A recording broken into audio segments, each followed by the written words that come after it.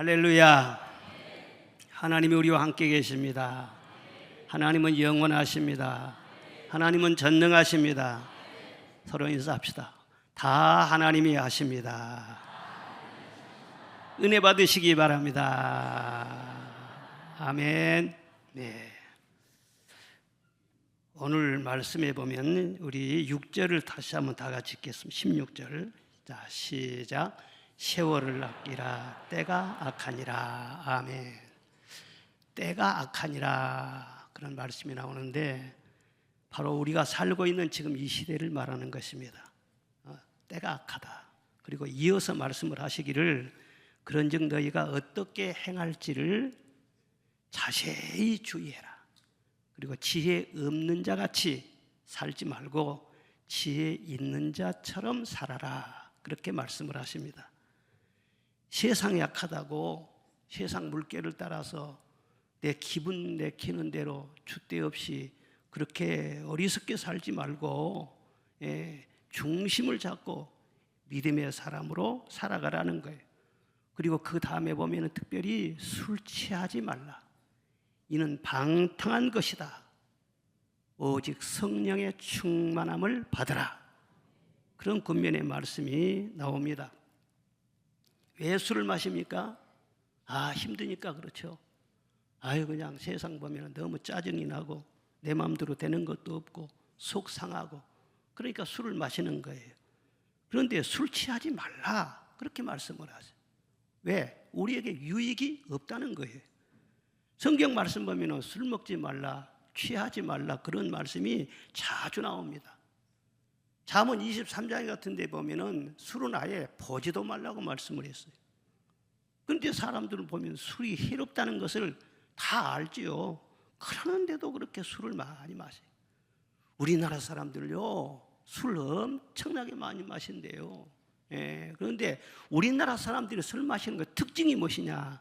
서양 사람들은요, 그냥 반주로 그냥 조금씩 이렇게 마시면서 별로 취하지 않도록 그렇게. 그러니까 우리나라 사람들은요, 취하도록 아주 코가 비틀어지도록 그렇게. 참 우리나라만 그렇게 하고 있는 특성이에요, 그게. 여러분, 술만 줄이면은요, 우리나라 암 환자가 3분의 1로 줄어든답니다. 교도소도 절반으로 줄어들 수 있고요. 가정 파괴라든가 범죄, 교통사고 다 확 줄일 수가 있어요. 그런데도 다 술을 마셔요. 요즘은 연령대가 점점 낮아진 것 같아요. 청소년들도요, 술을 마셔요. 그리고 예쁜 아가씨를 또 보면 술을 그렇게 좋아하대. 얼굴이 예쁘니까 사랑도 받고 그만하면 행복할 것 같은데요, 하여튼 답답한지 그렇게 술을 마시고 말이에요. 예쁜 아가씨들이 그냥 비쩍비쩍 그냥. 그런데 보면은요, 꼭 저렇게 마셔야지나, 저 누집 딸이나 누가 데려갈까, 이런 생각이 든단 말이에요. 술 취하지 말라, 이는 방탕한 것이라 말씀을 했어요. 방탕하면은 탕자처럼 되는 걸 말이에요. 가진 거 다 잃어버리고 천해지고 남는 것은 후회밖에 남지 않게 돼요. 그런데도 사람들이 술을 마시잖아요. 우리 교인들을 보면은요, 이거 예수 믿는 사람들은 무슨 재미로 사는지 모르겠네. 술도 안 먹고. 어떻게 보면 그 말도 일리가 있어요. 왜? 이 세상은 재미가 있어야 살 맛이 나거든요. 교인들도 마찬가지. 맹숭맹숭해가지고는요, 천국 백성답게 살지를 못하는 것입니다. 그러니까 교회 다녀도 기쁨이 충만치 않으면은요, 자꾸 세상을 견누질하는 거예요. 세상 거 다 버린다 하면서 버리긴 뭘 버려요. 자꾸 쳐다보는 거예요. 그리고 부끄러운 죄에 빠지기도 하고 넘어지기도 하고 막 소문이 나기도 하고. 그래서 믿는다면서도요, 누구든지 내 마음속에 기쁨이었으면 여자들은요, 앙큼한 짓을 하게 돼. 남자들은 엉큼한 짓을 하게 돼. 성령 충만해야만이 유혹도 다 이길 수가 있고 핍박도 다 이길 수가 있고 정상적인 그리스도인의 삶을 살 수가 있다는 것입니다. 그러면 성령 충만을 어떻게 받을 수 있나? 물론 기도하고 말씀 있고 그리고 예배를 잘 드려야 되지요. 이것은 기본이지요. 지금 이 예배 드리는 시간에도 여러분들은 성령 받고 있는 것을 믿으시기를 바랍니다. 그런데 오늘 본문 말씀을 보면은요, 새로운 삶의 습관을 가지라 그렇게 말씀을 하고 있어요. 성령 충만 받는 길이 무엇이냐? 이미 예수 그리스도를 믿는 사람들은 성령 위안에 다 계신다는 거예요. 누구든지 그리스도의 영이 없으면 그리스도 사람이 아니라겠어요. 예수님을 구주로 믿는 순간 성령은 우리 안에 들어와 계시는 것입니다. 그런데 그 다음에 성령 충만한 비결이 무엇이냐면 내 안에 계신 그 성령의 감동을 따라서 사는 거예요. 따라서. 성령을 따라 사는 삶은 세상을 따라 사는 그 삶하고요, 삶의 스타일이 달라요. 그러니까 새로운 라이프 스타일, 그것을 가지라 그렇게 말씀을 하시는 거예요. 그러면 일상생활을 하면서도요, 계속 성령 충만 그렇게 해진다는 것입니다. 기도하고 예배드리고 그래서 성령 충만 받지만은 그런다고 해서 24시간 기도만 하면 수는 없잖아요. 24시간 예배만 드릴 수 없잖아요. 일상으로 돌아가야 되는데 일상생활 속에서 새로운 삶의 스타일을 가지고 성령을 따라서 늘 이렇게 살아가면요, 생활 속에서도 기쁨으로 계속해서 채워진다는 거예요. 요즘 자동차는요, 하이브리드가 대세라고 그럽니다. 현대 자동차도요, 여러 가지 이렇게 시도해 봤는데 하이브리드 차 생산하는데 주력하겠다, 최근에 그런 발표가 나왔어요. 하이브리드 차는 뭐냐 그러면은 출발할 때는 엔진 시동을 걸어가요. 뿌르릉 하고 출발을 해요. 그런데 일단 주행을 하잖아요. 그럼 주행 중에는요, 달리면서 배터리가 계속 충전이 되는 거예요. 그래서 배터리가 빵빵히 전기가 차면은요, 그 힘으로 전기차처럼 그렇게 달리는 거란 말이에요. 하이브리드가 주행 중에 계속해서 충전이 되는 것처럼 우리를 또 성령이 기뻐하시는 라이프 스타일을 가지고 성령을 따라 살면은 일상생활을 하면서도요, 계속해서 채워지는 거예요. 충만 할렐루야. 얼마나 놀라운 은혜입니까? 또 무엇을 해야 되느냐? 뭐 특별한 거 말한 거 아니에요. 우리가 다 알고 있고 다 행하고 있는 거예요. 그런데 그게 너무너무 중요한 가치예요. 그래서 반복하라 그런 말씀을 하시고 아주 습관화가 되고 생활화가 되고 체질화가 될 수 있도록 그렇게 자주 성경 말씀 보면은 반복해서 말씀을 하시는 것입니다. 첫째는 무엇이냐 하면은요, 항상 감사하라는 거예요. 20절 다 같이 보겠습니다. 20절 시작. 다시 시작. 범사에 우리 주 예수 그리스도의 이름으로 항상 아버지 하나님께 감사하며. 아멘. 누구에게 감사하라고요? 하나님 아버지께 감사하라는. 물고기가 물속에 살면서도 물의 고마움을 모르듯이 우리가 다 지금 하나님의 은혜 속에서 살고 있어요. 하룻밤을 자고 깨어나는 것도요, 하나님의 은혜의 품속에서 되어지는 일인 줄로 믿습니다.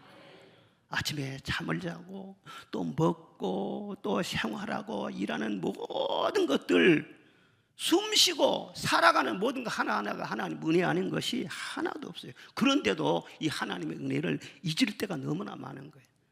그러니까 항상 범사에 아버지 하나님께 감사하라. 요즘처럼 날씨가 더워도 추워도 날씨에 상관하지 말고 감사하라.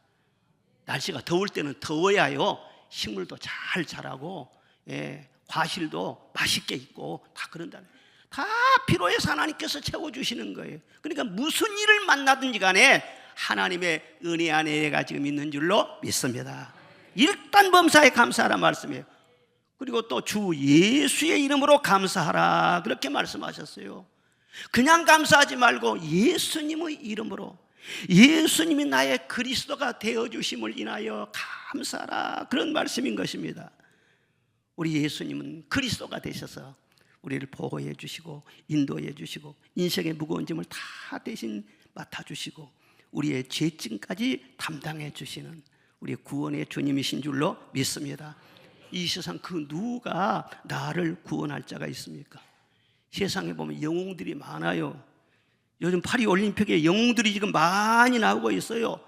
우리나라 선수들 또 잘 뛰더라고. 아주 금메달을 많이 지금 따고 있어요. 그러나 이 세상 어떤 뛰어난 분야의 영웅들도 우리를 구원해 주지는 못하는 것입니다. 그런데 우리 주 예수님께서 우리 죄를 사하시려고 십자가에서 피를 흘리셨습니다. 그 피로 말미암아 죄의 씻음을 받고 우리가 하나님의 자녀가 되고 성령 받고 구원을 받게 되는 줄로 믿습니다. 예수 밖에는 없습니다. 그러므로 주 예수님의 이름으로 감사해라고 말씀을 하시는 거예요. 예수님이 가버나움에 계실 때 한 중풍병자를 친구들이 들것에 메고 와서 지붕을 뚫고 말이죠, 예수님 앞으로 내렸어요. 예수님, 여기 내려갑니다, 고쳐주세요 하고 자기 친구를 내렸단 말이에요. 그런데 예수님께서 전혀 동요도 하지 않고 놀라시지도 않고요, 앞에 환자가 딱 나타나니까 인사 한마디도 없었어요. 첫 마디가 뭐예요? 내 죄 사함을 받았느니라. 한마디 딱 했어요. 그랬더니 그 말이 떨어지자마자요, 벌떡 일어나고 자리를 들고 걸어가는 거예요. 죄 사함을 받는 순간에 말이죠, 병이 떠나간 거예요. 여러분, 죄 사함 받는 순간에 귀신이 떠나갑니다. 저주가 떠나갑니다. 우울증이 떠나갑니다. 성령이 임하시는 것입니다. 죄 사함을 여러분 그냥 쉽게 생각하면 안 돼. 죄 사함 받으면 모든 불행과 저주는요, 안개처럼 싹 사라지는 거예요. 마음이 밝아지고 자유와 평화가 임하게 되고, 이 죄 사함의 은혜는 예수 그리스도의 보혈의 능력이 아니면 세상 어떤 종교도, 어떤 신도, 어떤 대단한 영웅 호걸도 아무도 할 수가 없어요. 예수의 보혈밖에는 없다 그 말이에요. 그런데 그리스도인들이 예수를 믿는다고 하면서도요, 왜 답답하고 왜 안 풀리고, 목사님 나 믿어도 힘들어요, 왜 힘드냐 말이에요. 예수님 모시고 살면서. 성가대만 그런 게 아니고, 나하고 성가대는 친하니까 하는 말이에요. 그런데 예수님 믿으면서도요, 아이고 답답하고 힘들다는 그런 사람들이 꽤 많아요. 예? 왜 그러느냐? 이미 은혜를 주셨어요. 죄 사함의 은혜를 주셨어요. 그런데 이 은혜가 얼마나 큰지 그걸 몰라요. 이 세상 것 시시한 것만 너무 중요하게 생각해요. 유명한 보네퍼는 말하기를, 정상적인 그리스도는 어떤 사람들이냐? 세상에 시시하게 보는 것을 귀하게 여기고 세상에 귀하게 여긴 것들을 시시하게 볼 수 있는 그 사람이 정상적인 그리스도인이라고 그랬어요. 예수를 믿으면서도 내 안에 정말 큰 보화가 있는데 아직도 이 세상 영광, 육신의 건강, 명예, 권세, 장수, 이 세상 사람이 좋아하는 그런 것만 자꾸 그런 것을 주님이 주신 은혜보다 더 크게 여긴다는 말이에요. 그러니까 영적으로 꼬이는 것, 계속 꼬이는 것이지.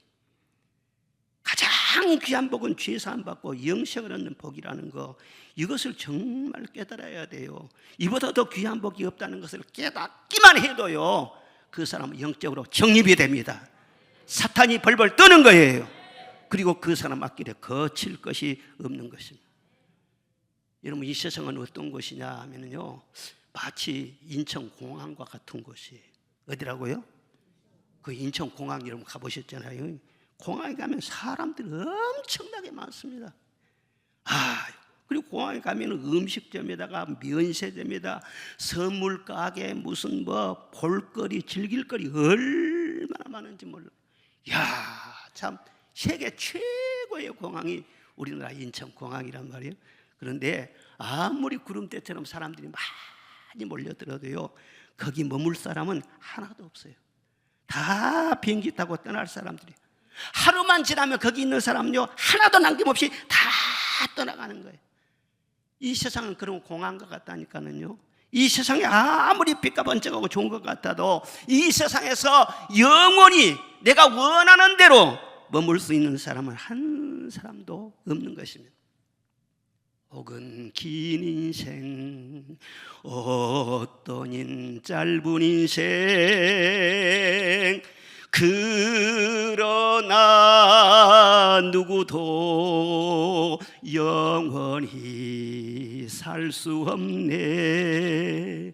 천국이 없다면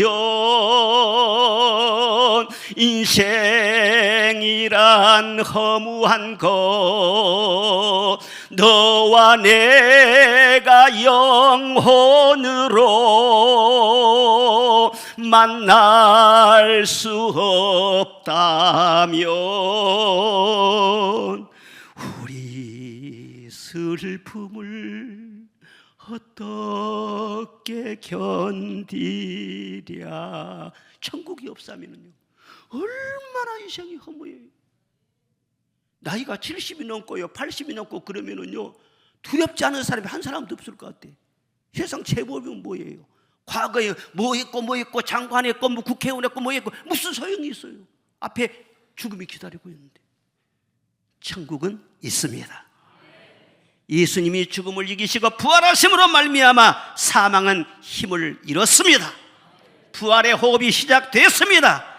믿는 자는 죽어도 살고 살아서 믿는 자는 영원히 죽지 아니하리라. 이 놀라운 은혜를 예수 그리스도로 말미암아 우리가 받은 거예요. 이 은혜는 너무너무 귀한 은혜. 온 세상 모든 보화를 다 주어도 살 수 없는, 평생 갚아도 갚을 수가 없고 천만금을 들여도 다 갚을 수가 없는, 그래서 이것은 은혜의 빚인 거예요. 사랑의 빚인 거예요. 이 빚진 은혜의 사람들은 어떻게 살아야 되느냐? 다른 것으로 갚을 수가 없어. 하나님은 뭘로 갚으라고 하냐? 감사라는 거예요. 범사에 그저 항상 감사해. 그래서 그리스도인들은, 정상적인 사람들은 감사를 입에다 달고 살아야 돼. 아멘. 이리 가도 감사하고 저리 가도 감사하고. 마귀가 그 사람을 틈탈 줄 알아요? 감사만 충만하면요 여러분의 인생은 안전해요. 할렐루야. 감사할수록 성령은 계속해서 채워지게 될 줄로 믿습니다. 그리고 둘째는 찬송하라 말씀을 하셔서 19절 보겠습니다. 시작.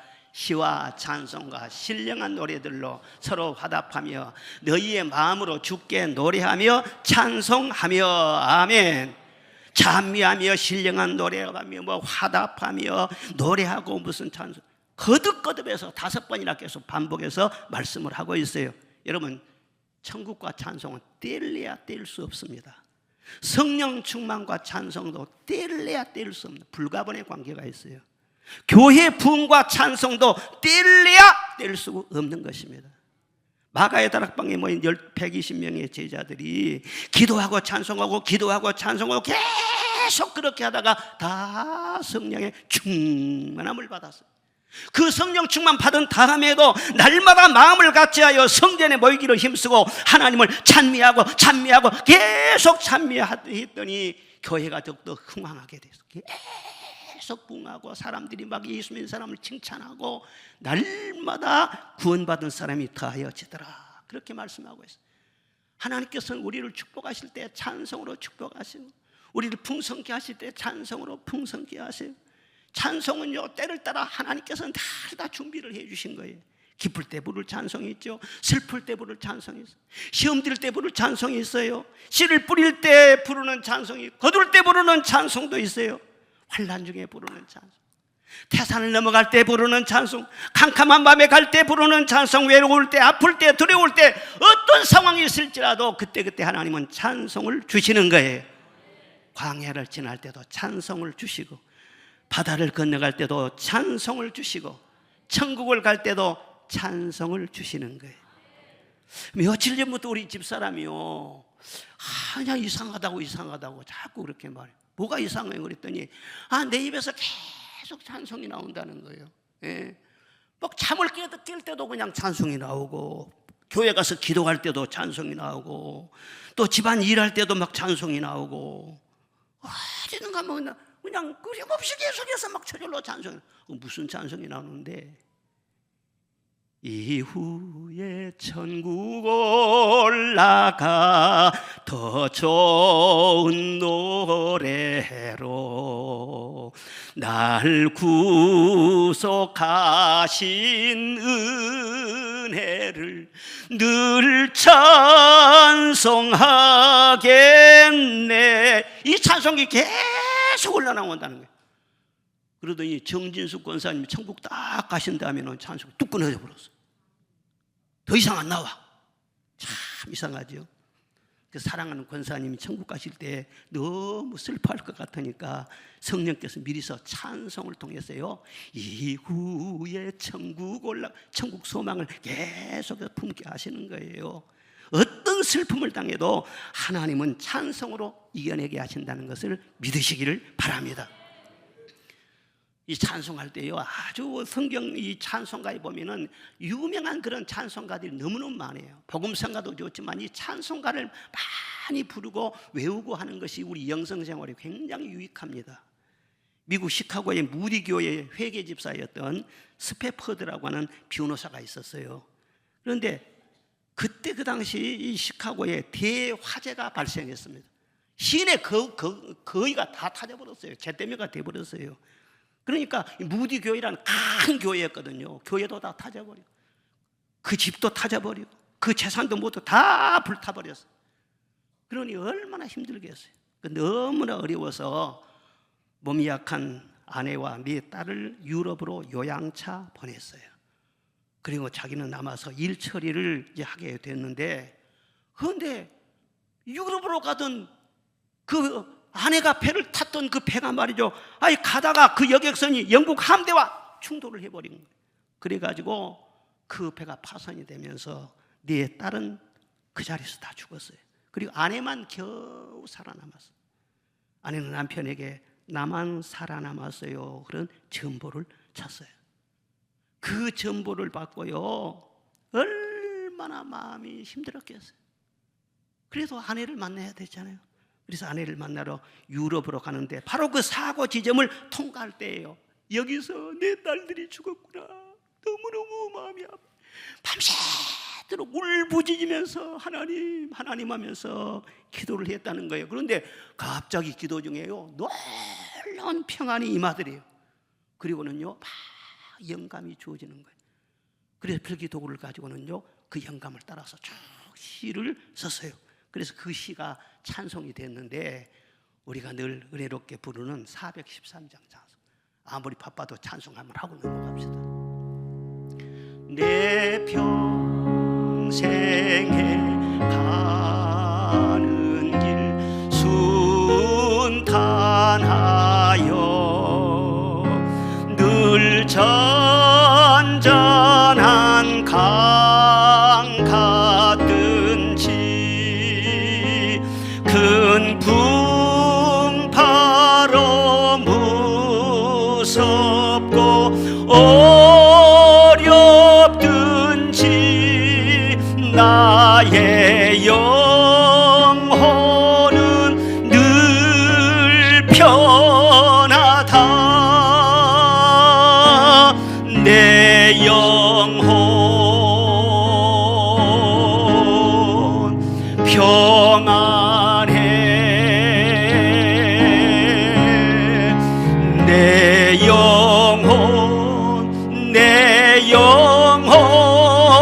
평안해. 4절도요. 저 공중에 구름이 일어나며 큰 나팔이 울릴 때에 주 오셔서 세상을 심판해도 나의 영혼은 겁없으리. 가슴에 두 손을 모으고요. 내 영혼 평안해. 내 영혼 평안해. 할렐루야. 어떤 슬픔 중에도 찬송이 임하면 천국으로 화할 줄로 믿습니다. 그런데요, 찬송도 아무나 하는 거 아니에요. 입이 열려져야 해요. 성령이 임하시면은요 찬송의 입을 열어주시는 거예요. 그리고 찬송을 부를 때 계속 성령으로도 충만해져요. 그래서 찬송이라고 하는 것은 뭐냐, 우리에게 주시는 놀라운 무기가 되는 거예요. 아멘. 찬송이라고 하는 것은요 이 교회의 원동력이 되는 거예요. 찬송보다 더 귀하고 아름다운 것이 없어. 누가복음 1장에 보면은요 사가랴와 엘리사벳이 성령 충만했다는 말이 나옵니다. 그런데 성령 충만했다는 바로 그 뒤에 반드시 찬송이 나와요. 자, 67절 한번 시작.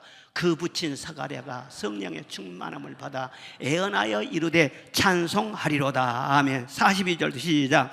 엘리사벳이 성령의 충만함을 입어 여자 중에 내가 복이 있으며 내 중에 아이도 복이 있도다. 아멘. 이거 찬송이 임했는데 그 다음에 애언하여 가로되, 그 찬송이 바로 애언이라는 것을 알 수가 있습니다. 그때 엘리사벳이 임신을 했거든요. 나이가 많았어요. 할머니였어요. 그런데 임신을 한 거예요. 그러니까 할머니가 그 임신을 했으면은 뭐 좋기도 하지만은요, 부끄러울 수도 있잖아요. 아유, 참 창피해. 허허허. 그럴 수 있잖아요. 그런데 그 찬송이 막 임하면서 예언이 나와요. 그 임신을 한 그 아이가 보통 아이가 아니래요. 자기 남편 사가랴가 말이죠, 막 성령 충만해갖고 막 예언을 하면서 찬송을 쏟아낸 것을 볼 수가 있습니다. 우리를 위하여 구원의 뿔을 일으키셨도다. 돋는 해가 죽음의 그늘에 앉은 자에게 다 비칠 것이다. 지극히 높으신 자의 길을 준비하기 위해서 이 아이가 세상에 태어나게 될 것이다. 앞으로 태어날 그 아이, 바로 그이가 세례 요한이거든요. 그런 인물이 된다는 거예요. 뱃속에 있는 아이가 어떤 인물이 될지 사람이 어떻게 알아요? 그런데 성령은 아시는 거예요. 미리 살고 그 아이의 미래에 대해서 쫙 말씀해 주고 있는 거예요. 여러분이 미래를 어떻게 알아요? 이 나라의 미래를 어떻게 알아요? 아무도 알지를 못해요. 그러나 성령은 아시는 것입니다. 그래서 우리를 인도하실 때도 하나님 먼저 찬송으로 인도하세요. 기도할 때도 찬송으로 응답해 주시는 것입니다.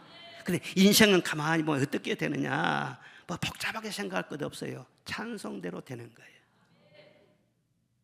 가수들도 그런 데 가잖아요. 가수들도 자기가 노래를 한번 이렇게 취입을 해서 딱 이렇게 상품화 시켜서 이렇게 알리려면요 2000번 이상 부른대요. 어떤 노래든지 간에. 그러니 그 노래관이 흠뻑 빠져버리는 거예요. 자기의 모든 영혼까지 다 그 속에, 이 노래 속에 젖어든다는 거예요. 그러니까 노래가 밝고 좋은 노래면 얼마나 좋아요. 그런데 막 슬프고 막 구성지고 막 우울한 그런 노래를 부르면은요, 이 가수를 또요 인생이 그렇게 된다는 거예요. 예? 낙엽 따라 가버린 사람, 진짜 낙엽 따라 그 가을에 그 노래 부르고 죽었어요. 사중낚시라는 사람이. 돌아가는 삼각지, 뭐하러 삼각지로 돌아가? 그런데 돌아가고 그래 배우라는 사람이 그러고는 죽었어요. 또 젊은 나이에 31살인가 될 때. 그 노래가 굉장히 중요한 거예요. 그러니까 우리 하나님께서 우리를 보호하시고 인도하시고 축복하시려면은요 다 찬송. 나의 앞에 반석에서 샘물나게 하시네. 진짜로 지금은 마른 땅이어도 그 찬송 부르고 나가면 샘물이 납니다. 제가 그런 찬송들을요 여러 번 많이 경험을 했어요. 여러분 어떤 찬송을 좋아하세요? 그 찬송대로 될 것을 믿으시기를 바랍니다. 할렐루야. 그리고 마지막 세 번째로는요, 피차 복종하라. 피차 뭐 하라고요? 자, 21절 보겠습니다. 시작. 그리스도를 경외함으로 피차 복종하라. 아멘. 복종하는 것이 성령 충만하고 무슨 관계가 있나? 그렇지 않습니다. 대단히 이 문제는 중요한 주제인 것입니다. 여러분 우리가 하나님을 왜 믿습니까?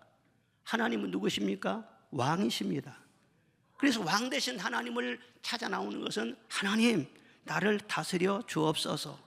하나님의 말씀 앞에 내가 복종하려고 하나님을 믿는 것입니다. 그래서 하나님 말씀하신 것에 내가 온전히 복종하고 하나님이 나를 다스려 주시면은 천국 문이 열리고 승리하게 될 줄로 믿습니다. 하나님이 일하실 줄로 믿습니다. 그래서 믿음이란 믿는 성 그리스도의 삶은 어떤 삶이냐? 먼저는 하나님께 복종하여.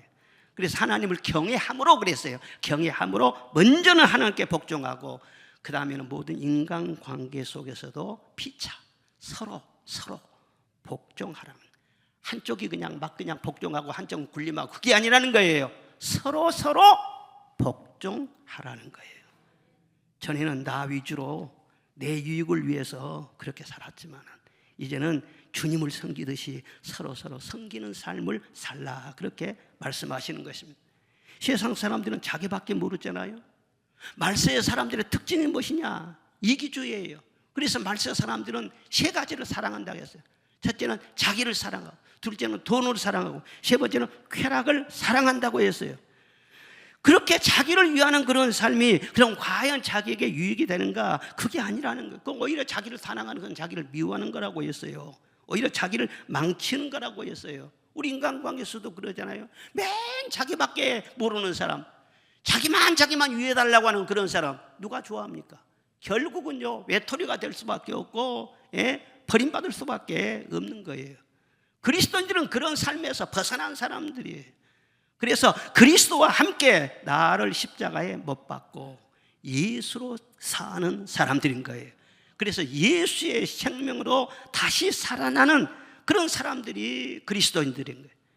내가 주님을 위할 때 주님은 나를 위해 주십니다. 그리고 내가 서로 섬기면서 나를 위한 것이 아니라 피차 복종하며 살아갈 때 주님께서는 내 지경을 점점 넓혀주신다는 것을 믿으시기를 바랍니다. 십자가지만 예수님만 십자가에 죽으신 것이 아니에요. 나도 주님과 함께 십자가에 죽고 죽어야 예수님과 다시 사는 거예요. 내가 죽기는 왜 죽어? 그러면은요 고생이 엄청 많아. 고아의 아버지로 알려진 영국의 조지 뮬러라는 분 많이 들어보셨잖아요. 근데 그분이 말년에 어떻게 평생을 수천 명의 고아들을 돌보는 그런 일을 하셨습니까? 이런 기자들의 질문을 받았어요. 그때 그는 겸손한 표정으로 대답을 했답니다. 이 조지 뮬러가 죽었기 때문입니다. 세상 사람들의 평판에 대해서, 나의 선택에 대해서, 내가 좋아하는 것과 내가 싫어하는 것, 그런 것까지도 나는 이제 다 내려놓고 나는 죽었다고 생각했습니다. 또한 이 세상의 칭찬이나 비난에 대해서도 나는 죽었습니다. 제가 두려워했던 것은 하나님의 책망이었고, 제가 정말 원했던 것은 하나님의 칭찬뿐이었습니다. 그러자 인생이 저도 모르게 달라졌습니다. 그래서 하나님의 은혜로 오늘날까지 그런 일을 할 수 있게 되었습니다. 그렇게 답변했다는 거예요. 조지 뮬러 대단하죠. 일생 동안 기도 응답을 5만 번이나 받았으니까 얼마나 참 기도의 사람 아닙니까? 그리고 그때 당시는 전쟁으로, 전염병으로 평균 수명이요 40대밖에 안 됐어요. 그런데 그 어려운 때요 93세까지 장수했습니다. 그리고 온 세계를 다니면서 조지 뮬러에게 직접 복음을 듣고 죽기로 돌아오는 사람들만 통계에 의하면 300만 명이 넘는다는 거예요. 얼마나 대단합니까? 그 한 사람 위력이 그렇게 큰 거예요. 내가 완전히 죽어지고 예수님이 내 안에 살아계시니까 그 조지 뮬러를 통해서 주님이 그런 놀라운 역사를 이루신 줄로 믿습니다. 현대 그리스도인의 삶은 무엇이냐면 이 깊은 진리, 살아있는 이 진리, 이것과는 너무 거리가 멀게 너무 자기 위주에 자기 사랑해. 교인들도요 자기 기분, 이거 너무 중요해. 기분 나쁘면 천국도 안 가. 기분 나쁘면 아무리 좋은 것도 때려치워. 자기 주장, 자기 유익, 자기 의사, 자기 고집 시퍼렇게 살아있어요. 그럼 어떻게 성령이 지배를 할 수 있어요? 예수 믿는다고 하더라도 전부 다 책임을 또 자기가 져야 돼. 그러니 믿어도 고생이 엄청 많지, 답답하지, 풀리지가 않지. 그게 바로 산이에요. 겨자씨만한 믿음이 있을지라도 산을 넘긴다고 했잖아요. 그것이 치워져야 돼. 아멘. 은혜 받아서 치워지는 역사가 있기를 주의 이름으로 축원합니다. 내가 죽어야 주님이 사는 거예요. 주님이 살아야 문제가 해결되는 거예요. 구원의 역사가 이루어지는 거예요. 성령 충만이란 어떤 삶을 말하는가? 뭐 특별한 체질로 변화요 그런 걸 말하는 게 아니에요. 뭐 성령 충만한다고 해서 뭐 안 먹어도 배가 고프지 않고 엘리야처럼 막 구름을 타고 그냥 내 원하는 대로 붕붕 떠다니고, 모세처럼 지팡이만 하나만 막 휘두르면 마술적으로 그냥 홍해가 막 갈라지고, 물론 그런 특별한 사명을 주시고 꼭 그런 상황이 발생한다면 그렇게 하실 수 있죠, 지금도. 그런데 성령 충만 받는다고 다 그렇게 특별한 사람이 되는 것이 아니라는 거예요. 성령 충만한 사람이란 예수님을 닮아가는 사람을 말하는 것입니다. 나도 모르는 순간에 내 의식이 변화가 일어나요. 마음이 따뜻해지는 거예요. 보는 시선이 달라지는 거예요. 그리고 내 중심으로 나를 위해 살았던 그런 사람이 남을 위하고 섬기려는 사람으로 변화되는 것, 이것이 바로 성령 충만한 삶이라는 거예요. 사실 비정상으로 살았어요. 너무나 나를 위해서. 그런 사람이 정상적으로 돌이켜지는 거예요. 그게 성령 충만한 사람이라는 거예요. 그리고 오늘 20절 곧 이어가지고 뭐라 하겠습니까? 21절에 이어서 22절 아내들이여 그랬어요. 누구에게 하는 말이냐? 아내들에게. 그 다음 25절은 남편들아 그렇게 말했어요. 계속 내려가면 자녀들아, 그 다음에는 아비들아, 종들아, 상전들아, 그렇게 구체적으로 그 대상을 말씀을 하고 있습니다. 피차 복종해야 되는데 누구에게 복종하느냐? 세상 모든 만민들에게 다 복종. 이 사람 붙잡고 복종하겠어, 이 사람 붙잡고 이런 식으로 사는 게 아니라는 거예요. 예? 예수님 믿는다고 해서 이 사람 저 사람한테 약자로 사는 것이 아니에요. 주대시 살아야지. 그런데 누구에게 복종하냐? 구체적으로 말씀했잖아요. 구체적으로 나와 함께하는 사람, 나와 끝까지 함께 갈 사람, 그리고 내가 책임져야 할 사람, 가정에서 직장에서 함께 일할 사람을 구체적으로 말씀하고 있잖아요. 그 사람들과 피차 복종해라, 서로 섬겨라. 안 맞다고 그렇게 하지 말고 내가 맞춰가면서 살아라. 그런 간단한 진리인 거예요. 그리고 특별히 부부관계에 있어서는요, 아내를 사랑하는 것이 곧 너를 사랑하는 거다. 그리고 남편을 존경하듯이, 남편을 존경하면 내가 존귀한 사람이 될 것이다. 잘해주면 다 그것이 자기에게 돌아온다는 거예요. 내가 져주고 내가 먼저 섬겨주고 그러면은요, 나도 살고 너도 살고 가정도 살고 하나님의 영광도 살고 다 살아나요. 그런데 내가 죽지 않으니까 안 돼. 이 설교 듣는 이 순간에도 그렇게 죽어야 산다고 하는데도요, 걱정스러운 표정. 내가 죽기는 왜 죽어? 그런데 목사님은 자꾸 죽으라고 해서 나도 죽으라고 싶은 생각이 없는데 예수님이 말씀이니까 나도 전하는 거예요. 그냥 전하는 거예요. 나도 안 죽으려고 무척이나 발버둥치면서 지금까지 살았는데 안 죽으려고 할 때마다 하나님 앞에 얻어맞고 얼마나 고생하고, 지금은요 방법이 없어요. 길이 없어요. 팍 죽어버려야 돼. 팍 죽어버려야 돼. 그래야만이 팍 살아난다. 마귀도 팍 떠나간다. 할렐루야. 요즘에 얼마나 모두 대가 세고 기가 세고 자기 주장이 많고 그래가지고 그냥 결혼을 해도 말이죠, 위태해. 진짜 그리스도인들 가정만큼은요 평화롭고 정말 화평한 그런 과정이 돼야 되지 않겠어요? 여러분 좀 들을 게 있는 자는 들으라고 한마디 하겠어요? 어떤 부부가 독일 유학 중에 서로 만났대요. 그래서 서로 사귀어가지고 결혼까지 했어요. 그리고 이제 한국 돌아와서 이제 신혼생활을 하고 어린이도 낳고 그렇게 살아가는데, 두 사람 다 독일 유학을 할 정도가 되면 얼마나 지식 있는 사람들이에요. 대단한 사람. 너무너무 똑똑해. 망치로 때려도 안 깨질 정도로 너무너무 똑똑해. 그러니까 개성이 너무 강해. 주장이 너무너무 세. 그러니까 자꾸 막 부딪히지요. 그러니까 몇 년 동안 살다가 특별히 남편이 도저히 시달리다가는요, 차라리 그냥 우리 헤어져서 그냥 이혼해서 그렇게 하면 혼자 사는 게 낫겠다. 내가 더 이상은 내가 못 살겠다. 여보, 우리 이렇게 고생하지 말고 우리 이혼하자. 그냥 친구로 살자. 그러니까 아내가 가만히 생각해 봐도요, 진짜 너무너무 힘들거든요. 그러면 그러자. 그리고는요, 서류 작성했고 도장까지 딱 찍었어요. 그런데 불행하게도 회사에서 6개월 회사 해외 출장을 보낸 거예요. 남편에게. 도장까지 찍어놨는데 그 구속을 이제 구청까지 가서 다 이제 절차를 밟아야 되는데 그 절차도 그냥 밟을 겨를이 없이 그냥 외국으로 회사에서 보내네.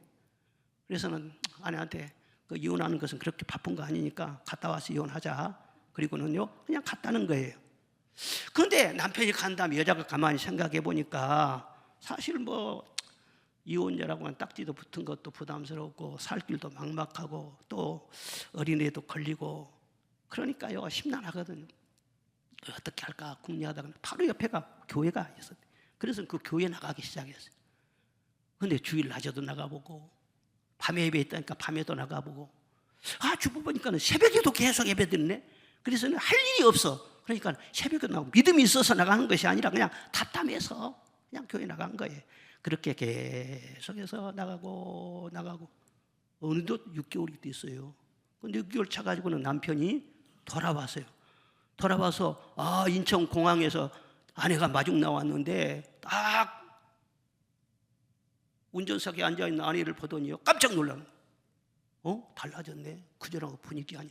그전에는 독사처럼 막 눈이 막 그랬는데 지금은 천사처럼 완전히 바뀌었네. 그러니까 이거는요, 아니 당신 좀 달라졌네. 달라지게 뭐가 달라져? 남의 여자 보고 왜 그래? 그러니까 아니 이뻐졌어. 엄청 이뻐졌는데 그리고는 무슨 일이 있었냐 그랬더니 답답해서 교회 나갔다는 거예요. 그래, 나는 교회가 뭔지도 모르고 예수가 누군지도 모르지만은 하여튼 당신이 그렇다니 나도 한번 나가보자. 그래가지고 자기 따라서 말이에요. 새벽기도 나오고 주일 한 예배나 밤 예배 가서는 계속 말씀 듣고는요 예수님이 그 속에 들어가니까 자기가 죽어지는 거예요. 주장이 죽어지는 거예요. 그래도 우리 남편도 나 때문에 고생 많이 했지. 내가 먼저 세지. 나무나 내가 고집이 세. 남편 궁유한 마음이 생기고 남편도 말이죠 성령께서 서로 만져주시니까 또 그런 마음이 생기고 그래가지고 도장까지 찍은 사람들이 지금까지 딸랑없이 산다네. 깨가 쏟아지게 그렇게 잘 산다네. 이거 다 이런 증세는 말이죠 전부 다 상대방 너 때문에 내가 못 살겠다. 내가 죽어야 된다는 거예요. 피차 복종하라는 말은 그런 말인 거예요.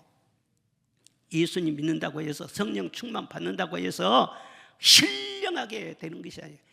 교회에 와서 그냥 방언으로 따따따따따따 그렇게만 해서 믿음 좋은 것이 아니란 말이에요. 진짜 가정에 해결해야 할 문제가 있고 복종해야 할 그런 문제가 있는데 기도만 하면서 인간관계는 풀려고 하지 않고 머리 숙이려고는 하지 않고 이것이 바로 마귀의 시험인 줄로 믿습니다. 남편 시험은 물러가라. 그러다 결국은요 가정 깨지는 거예요. 내가 할 일을 해야 되는 것이지. 들을 게 있는 자는 들을지. 우리 가운데 이런 사람 없어. 저 어디 이제는 또 광양도 아니고 또 어디에 또 하동도 아니고 저 멀리 있어.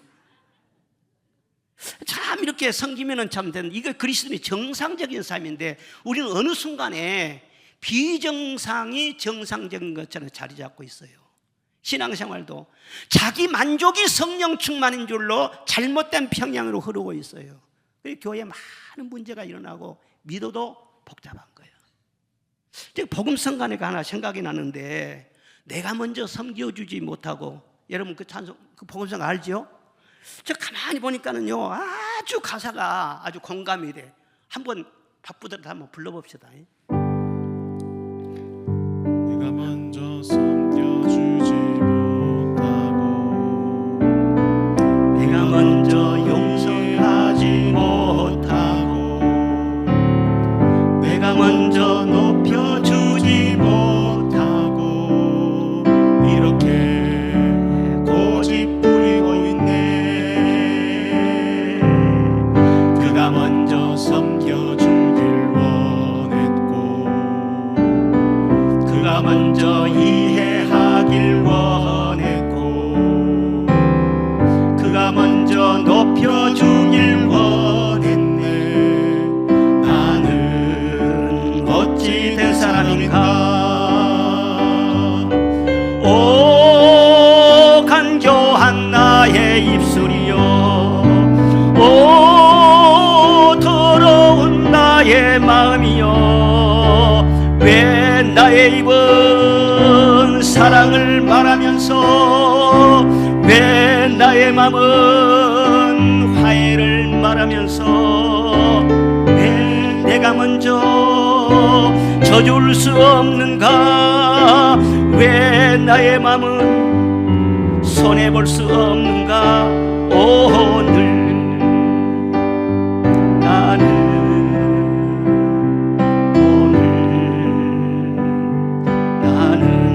주님 앞에서 몸둘 바를 모르고 이렇게 그 느끼고 서 있네. 어찌할 수 없는 이 맘을 주님께 맡긴 채로 주님께 맡긴 채로. 나는 이 가사를 보면서 속으로 웃음이 나온 것이 뭐냐면은 나는 어찌 된 사람인가. 참 이게 노래도 재밌게 지어요. 노래 치면서도요 지 가치를 모른대. 나는 어찌 된 사람인가. 다 알아요. 예수님 믿으면 어떻게 하는데 다 알아. 설교를 들을 때는 다 알아. 이해가 돼. 아멘 아멘해. 그런데 막상 가서 내가 먼저 섬겨주고, 내가 먼저 줘주고, 내가 먼저 높여주고, 내가 먼저 사랑하고 해야 되는데 안 돼. 입으로만 돼. 안 돼.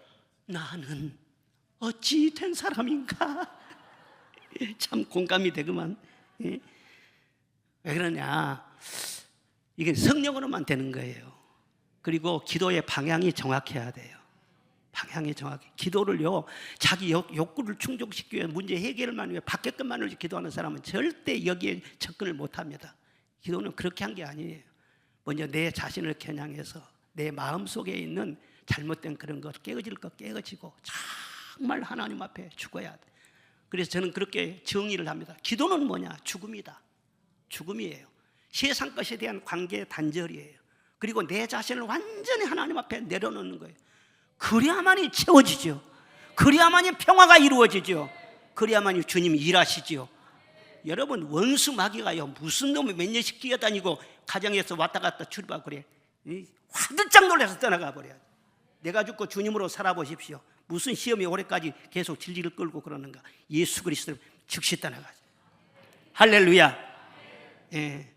내가 무슨 그만 못해가지고 남편보다 못해가지고 아내보다 못해가지고 내가 막 발 씻어주고 예예 하라는 말이 아니에요. 우리 예수님께서 하늘 보좌를 버리시고 이 세상에 내려오실 때 못해가지고 내려오셨어요? 우리를 구원하기 위해 내려오셨지.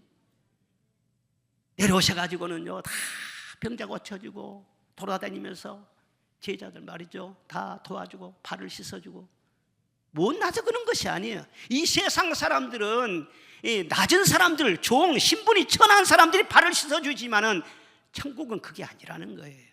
예수님 가까운 사람이 먼저 발을 씻어준다는 거예요. 예수님께서 본을 보여주면서 너희도 이와 같이 하라 말씀을 하셨잖아요.